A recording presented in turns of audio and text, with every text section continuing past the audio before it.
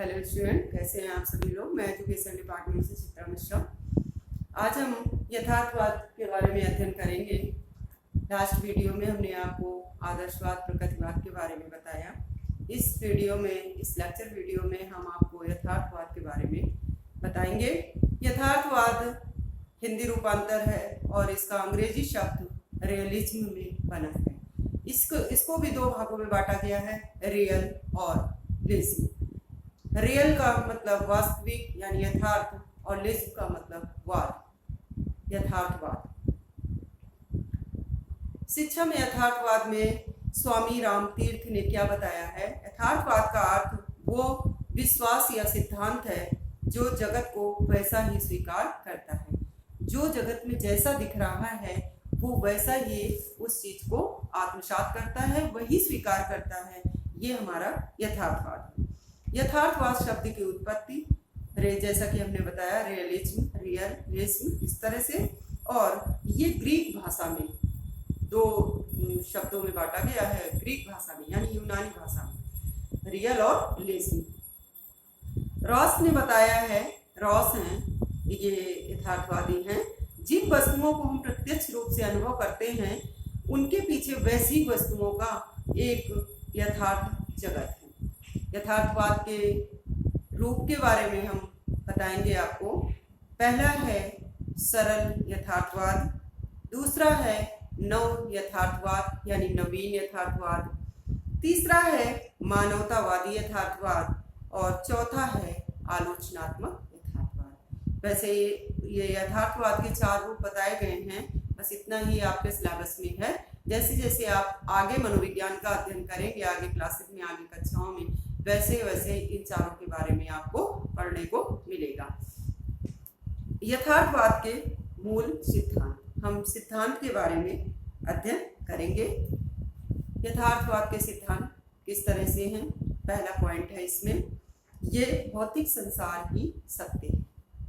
यह भौतिक संसार ही सत्य है। प्रकृतिवाद ने भौतिकवाद को प्रोत्साहन दिया और यथार्थवाद ने भी भौतिकवाद को ही प्रोत्साहन दिया। दूसरा है इंद्रियां ज्ञान प्राप्ति के द्वार हैं। इंद्रियों से ही मनुष्य को ज्ञान की प्राप्ति होती है, बालक को ज्ञान की प्राप्ति होती है। यही प्रकृतिवाद ने भी बताया है। तीसरा है पारलौकिक जगत नहीं है। पारलौकिक जगत नहीं है। ये जो लौकिक जगत है इसके अलावा दूसरा कोई जगत नहीं, ये बताया। चौथा पॉइंट, सुख समृद्धि के लिए वस्तु जगत का ज्ञान जरूरी है। वर्तमान एवं व्यवहारिक जीवन पर बल दिया जाता है। वर्तमान में क्या है, वर्तमान में क्या स्थितियां हैं, इसका व्यवहारिक जीवन पर बल दिया जाता है। यथार्थवाद की विशेषताओं के बारे में हम जानेंगे कि यथार्थवाद की विशेषताएं क्या हैं।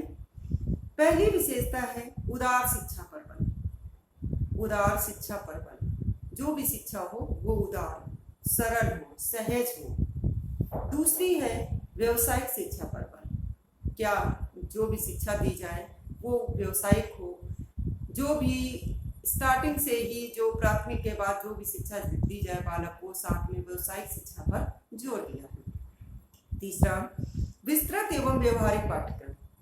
विस्तृत एवं व्यवहारिक पाठ्यक्रम। विस्तृत हो पाठ्यक्रम के रूप में इन्होंने बताया, विस्तृत हो लेकिन व्यवहारिक होना चाहिए। बालक सीख सके कि समाज में क्या हो रहा है, परिवार से लेकर समाज में क्या गतिविधियां विद्यमान है, उस आधार पर व्यवहारिक होना चाहिए। बच्चा प्रैक्टिकली नॉलेज उसे होना चाहिए कि क्या सत्य है और क्या असत्य है। चौथा पॉइंट है कल्पना को अस्वीकार करना। कल्पना में विचरण नहीं करना चाहिए। जो भी सत्य प्रतीत हो रहा है, जो भी दिख रहा है, जो सत्य प्रतीत हो रहा, अवलोकित हो रहा है, उसके आधार पर सोचने की अवस्था रखनी चाहिए। कल्पना नहीं कि ये है, वो है, ये करेंगे, वो करें, ऐसा कुछ नहीं। जो भी सत्य प्रतीत हो रहा है, जिसके हिसाब से हमारा शरीर संचालित हो रहा है, जो हम सोच सकते हैं, जो हम समझ सकते हैं, जो हम अपने में जो रूप अपना हम धारण कर सकते हैं, उसको हमें अवलोकित करना है, उसे हमें बताना है, उसे हमें प्रत्यक्षित करना है, ना कि कल्पना के रूप में हमें विचरण करना है। 5वां पॉइंट है निरीक्षण व प्रयोग में विश्वास। किसी भी तरह का जो भी है उसका निरीक्षण करना बहुत जरूरी है। प्रयोग करो, निरीक्षण करो, प्रयोग करो, निरीक्षण करो, तत्पश्चात ही उस पर विश्वास करो। अब हम यथार्थवाद और शिक्षा के बारे में आपको बताते हैं। पहला पॉइंट है बालक का सर्वांगीण विकास करना। दूसरा है इंद्रिय प्रशिक्षण और विकास। इंद्रिय प्रशिक्षण और विकास, इंद्रियों पर प्रशिक्षण, इंद्रियों पर किस तरह से प्रशिक्षित करना चाहिए, किस तरह से उनका विकास करना चाहिए, यानी अपने अनुभव के ज्ञान को किस तरह बढ़ाना है। तीसरा है पर्यावरण के साथ अनुकूलन करना। चौथा है निरीक्षण और प्रयोग पर बल। फिर इन्होंने बताया वही चीज, निरीक्षण और प्रयोग पर बल। ये भी शिक्षा का उद्देश्य है यथार्थवाद के साथ में। पर्यावरण के साथ अनुकूलन करना, किस तरह से हमारा पर्यावरण है, किस तरह से हमारा माहौल है, ये बच्चे को बताना है कि हमें इसके आधार पर ही जीना है, इसके आधार पर ही हमें रहना है और इसके अनुसार ही हमें अपना जीवन यापन करना है और अपने आप को इसके अनुसार सामर्थ्य बनाना है, शक्तिवान बनाना है। चौथा पॉइंट निरीक्षण और प्रयोग पर बल। पांचवा पॉइंट स्मरण, विवेक और निर्णय आदि। स्मरण, विवेक और निर्णय आदि। जो भी चीज हमारे वातावरण में घटित हो रही है, जो भी चीज हम उससे सीख रहे हैं वातावरण से, उस चीज को स्मरण रखो, याद रखो और अपने विवेक यानी ज्ञान का उपयोग करो और इस तरह से अपने निर्णय प्रभावित करो। लास्ट पॉइंट इसका है मानसिक शक्तियों का विकास। अपने अर्थात इन सब चीजों के, अपने विवेक का, अपनी बुद्धि का प्रयोग करके अपनी मानसिक शक्तियों का विकास करो। अब हम यथार्थवाद के गुणों के बारे में जानेंगे कि यथार्थवाद के गुण क्या हैं।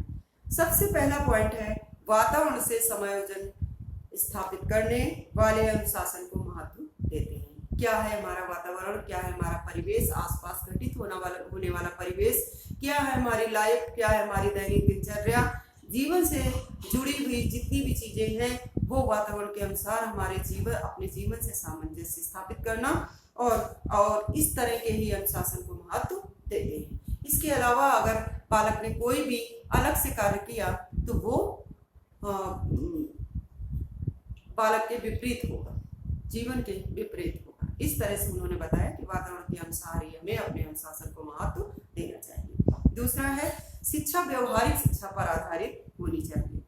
व्यवहारिक शिक्षा पर इन्होंने बहुत बल दिया है, भौतिक जगत पर बल दिया है, वस्तु जगत पर बल दिया है, प्रत्यक्ष अलौकिक चीज क्या है उस पर बल दिया है, वर्तमान पर बल दिया है, वातावरण पर बल दिया है और इस तरह से इन्होंने बताया शिक्षा व्यवहारिक शिक्षा पर आधारित होनी चाहिए। तीसरा पॉइंट है बालकों की शिक्षा में इंद्रिय प्रशिक्षण पर विशेष बल देना चाहिए। यानी बालकों की शिक्षा के अंदर जो भी ज्ञान है उसको उभार कर लेकर आओ बाहर। वो जो प्रस्फुटित, उसके अंदर ज्ञान जो प्रस्फुटित हो रहा है उसको बाहर प्रत्यक्षित रूप में लेके आना ही ये इंद्रिय प्रशिक्षण होगा। उसे इस तरह से शिक्षा प्रदान करो कि उसके अंदर का जो अनुभव है, उसके अंदर का जो इंद्रिय ज्ञान है वो बाहर प्रत्यक्षित हो सके, अवलोकित हो सके। चौथा पॉइंट है प्रकृतिवादी शिक्षा। यथार्थवादी शिक्षा में व्यवसायिक और प्रविधियों विषयों को स्थान देते हैं। प्राविधिक, यथार्थवादी शिक्षा में व्यवसायिक यानी व्यवसायिक जो है, प्राविधिक यानी टेक्निकल चीजें जैसे मशीनों का प्रयोग, इन सब चीजों का जो प्रत्यक्ष रूप में है वास्तविक, जिससे हमारा व्यवसायिक शिक्षा उससे आगे निर्धारित हो सकती है, उस पर जोर दिया। पाठ्यक्रम में विज्ञान विषय को विशेष महत्व देते हैं। विज्ञान को भी इन्होंने विशेष महत्व दिया है, व्यवहारिक ज्ञान को भी महत्व दिया है, इंद्रिय प्रशिक्षण को भी बहुत महत्व दिया है और वस्तु जगत को भी महत्व दिया है, पदार्थ जगत को भी महत्व दिया है, आध्यात्म जगत को महत्व नहीं दिया है। अब हम इसमें दोष के बारे में अध्ययन करेंगे। अब यथार्थवाद के दोष क्या हैं, हमने गुणों के बारे में अध्ययन किया। दोष है, सबसे पहला पॉइंट है कि भौतिक जगत में संबंधित जिज्ञासाओं को उत्तर देने में सक्षम नहीं है। दूसरा है कला, संगीत, साहित्य आदि विषयों को उचित महत्व नहीं दिया जाता। यानी इसमें बताया गया है कि भौतिक जगत को बता तो रहा है लेकिन साक्षात रूप से उसके उत्तर देने में सक्षम नहीं हो पा रहा है। दूसरा है कला, संगीत, साहित्य आदि विषयों को उचित महत्व नहीं दिया जाता है, जबकि ये भी बेहद जरूरी है। तीसरा है आध्यात्मिकता, आत्मा परमात्मा के अस्तित्व को नकारना। यानी आध्यात्मिकता को बिल्कुल से ही नकार देना ये गलत है। आत्मा परमात्मा के भी अस्तित्व को नकार देना ये गलत है। आज भी हमारी आत्मा है, जैसे कि इंद्रिय प्रशिक्षण पर ज्ञान, तो वो आत्मा से ही रिलेटेड है। कहीं ना कहीं शरीर में एक आत्मा वास करती है, जो भी है उसी से शरीर संचालित होता है और उसी से हमारे इंद्रिय प्रशिक्षण पर ज्ञान होता है। इस तरह से जो हमारे अनुसार ज्ञान का प्रशिक्षण होगा, वो जो मैंने अपने विवेक से जो बताया कि आत्मा परमात्मा के अस्तित्व को बिल्कुल ही अस्वीकार नहीं करना चाहिए। बहुत ज़्यादा किसी भी चीज़ को मानना भी नहीं चाहिए और बहुत ज़्यादा किसी को नकार भी नहीं देना चाहिए, क्योंकि हर सिक्के के दो पहलू होते हैं, जिसमें सकारात्मक और नकारात्मक दोनों भूमिकाएं होती हैं। चौथा पॉइंट है आदर्शों पर विश्वास। आदर्शों पर विश्वास बिल्कुल नहीं बताया, सिर्फ भौतिक जगत बताया। और इस तरह से इन्होंने ये बताया कि जब भौतिक जगत ही बताया तो बच्चा अनुशासन प्रिय नहीं हो पाएगा। आदर्श की भी बातें, नैतिक मूल्यों की भी बातें, इन सब चीजों को बताना चाहिए। पांचवा पॉइंट है, इसमें धर्म और नैतिकता के विकास को कोई स्थान प्राप्त नहीं है। ना तो धर्म को स्थान प्राप्त है, ना नैतिकता को स्थान प्राप्त है। तो इस वजह से इन्होंने ये बताया कि ये सारे दोष जो हैं, इनका भी समावेश इसमें यथार्थवाद को करना चाहिए। भले ही इसका जो लेवल है, स्तर है, वो कम हो, लेकिन इसको बिल्कुल ही नकार देना नहीं चाहिए।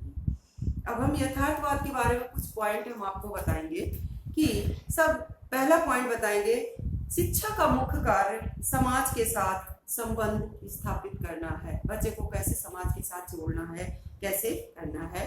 दूसरा है शिक्षा वैज्ञानिक विधियों द्वारा, यानी जो भी शिक्षा दी जाए बालक को वैज्ञानिक विधियों के द्वारा दी जाए। तीसरा है विद्यालय एक सामाजिक संस्था है, सही है, सामाजिक संस्था है, बच्चा जाकर वहां पर सामाजिक गुणों को आत्मसात अपने आप में करता है। चौथा है वर्तमान मूल्य एवं आवश्यकताओं को महत्व। वर्तमान में वातावरण में क्या घटित हो रहा है, इस तरह से आवश्यकताओं और मूल्यों को महत्व दिया गया है। पांचवा है व्यक्ति समाज एवं वास्तविक संसार में आस्था है, यानी समाज और वास्तविक संसार के है, इसमें व्यक्ति आस्था रख रहा है, विश्वास है उसे। छठवां है प्रयोग एवं व्यवहार पर बल। प्रयोग करो, अपने व्यवहार का प्रयोग करो और उस तरह से जो भी निष्कर्ष निकले उस पर बल प्रदान करो। सातवां है यथार्थवाद धर्म पर विश्वास नहीं करता। यथार्थवाद धर्म पर विश्वास बिल्कुल भी नहीं करता, और जबकि थोड़ा बहुत धर्म पर भी विश्वास करना चाहिए। आठवां है सामाजिकता एवं व्यक्तिगता को एक समान महत्व। सामाजिकता एवं व्यक्तिगता को एक समान महत्व, जो समाज में हो रहा है उससे भी बच्चा सीख रहा है, और जो व्यक्ति का अपना व्यक्तित्व है, व्यक्तिगत है, वो भी महत्व बराबर है। फिर है नेक्स्ट विज्ञान पर आधारित शिक्षा होनी चाहिए। एंड लास्ट पॉइंट है बालक का वर्तमान सामाजिक जीवन ही शिक्षा का केंद्र।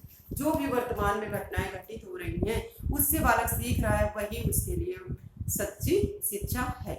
इस प्रकार हमने आदर्शवाद, प्रकृतिवाद, यथार्थवाद का अध्ययन किया। इस प्रकार हम अपना ये लेक्चर वीडियो यथार्थवाद का समाप्त करते हैं। अगले वीडियो में हम आपके प्रयोजनवाद में हम आपसे फिर मिलेंगे और प्रयोजनवाद के बारे में हम आपको बताएंगे।